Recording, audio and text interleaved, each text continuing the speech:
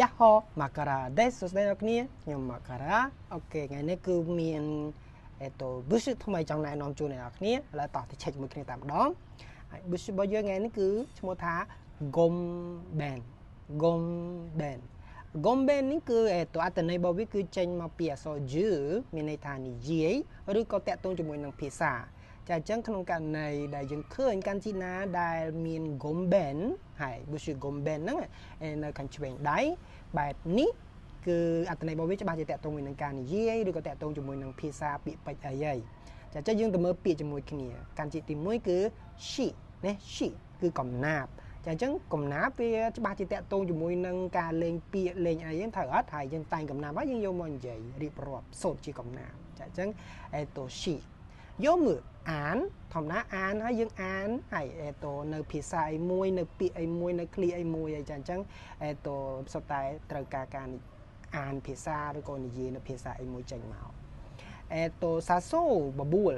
ហ្នឹងនេះធម្មតាពាក្យថាបបួលគឺយើងបបួលនរណាម្នាក់ដោយប្រើពាក្យពេចន៍នេះដោយប្រើជាឃ្លោងឃ្លាឬក៏អក្សរទៅអត់បបួលនឹងមាត់និយាយហៅតែម្ដងបើបបួលឬក៏ទៅសេតាក់ទងមួយនឹងសម្បត្តិអីមួយក៏ប្រើភាសាដែរចាអញ្ចឹងសាសូបបួលហាណាសឺនេះនិយាយច្បាស់ណាស់ត្រូវការភាសាច្បាស់ណាស់ត្រូវការការនិយាយគ្នាទៅវិញទៅមក説明ការបញ្យល់ដូចគ្នាដែរនៅគ្នាការបញ្យល់គឺធម្មតាប្រើពាក្យពេចន៍ប្រើភាសាប្រើអីពាក្យបច្ចេកទេសក៏ដោយពាក្យមិនផ្លូវការពាក្យផ្លូវការក៏ដោយនេះដើម្បីធ្វើការបញ្យល់អីមួយយល់យើងប្រើភាសាយើងប្រើការនិយាយហើយនឹងពាក្យ show me បញ្ជាក់ដូចគ្នាដែរឧទាហរណ៍ថានៅពេលដែលយើងចង់ធ្វើលិខិតស្នាមអីមួយដើម្បីបញ្ជាក់ថាខ្ញុំពិតជាបានឆ្លងកាត់ការ